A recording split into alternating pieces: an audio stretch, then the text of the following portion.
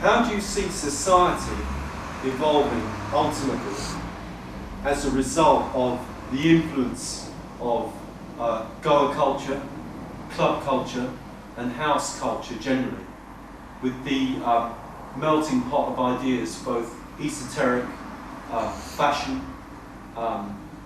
and sociological, that are being transmuted through the medium of the club scene at the moment?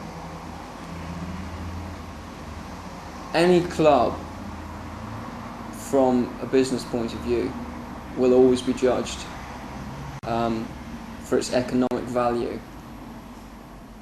I think the age of materialism and this economic plenty is diminishing, and through parties, through clubs, there is a spiritual awakening, even if people don't know it, that is coming back to the West, and that is the thing that will flourish. It has to lead on to something spiritual.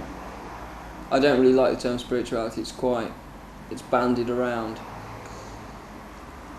If people can become centred, that's a start. If they can live their lives in a normal way, I don't mean in a fake way, which constitutes consumerism, living a life that's been sold to them through advertising, which they don't necessarily like or want or can even live up to, then that's a start. If they can just get back to zero and go from there, they don't necessarily have to be spiritual, but if they can just become centred. Any club is a business, and you know that's obvious, it's in the Western world, but that is not the point of doing it.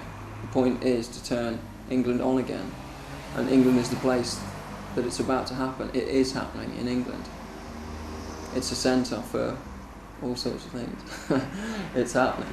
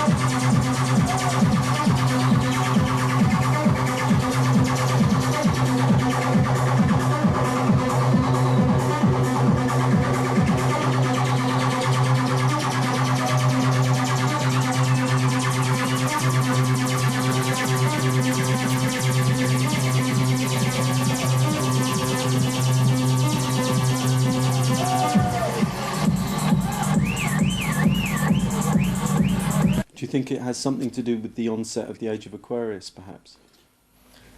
I don't know what I mean, those predictions and those times, I mean, I can't believe in things until I see them. I don't think I believe it already in what I see anyway, because I do feel, yes, you could call it the Age of Aquarius, but I don't know the Age of Aquarius scenario to talk about it coherently, but I'd say there's definitely an evolution in man's consciousness. They say that man's evolved physically as best we can. We've got 2 arms, we've got hands, fingers, 2 eyes. We work pretty well physically, so the next step is of evolution is mental, and evolution does happen very fast, mental evolution. And I think now, in the youth of the sort of 1990s, something is definitely happening. Do you think the youth of today are much more switched on from an intellectual standpoint than perhaps they were in the 60s or before that in the 50s? I think not with any sense of we know something that they didn't know in the 60s. We probably know as little as they knew in the 60s, but we know what mistakes was made in the 60s. We can see what sort of things went wrong there, where it didn't turn in the right direction. Hopefully, how we can keep the direction running. And I think now there's probably a lot more spiritual affirmations flying around, and there's such a need now, a sense of urgency to get something done. It's like you're on the brink of something. So basically, we've got to get our shit together to do something to almost like save the planet.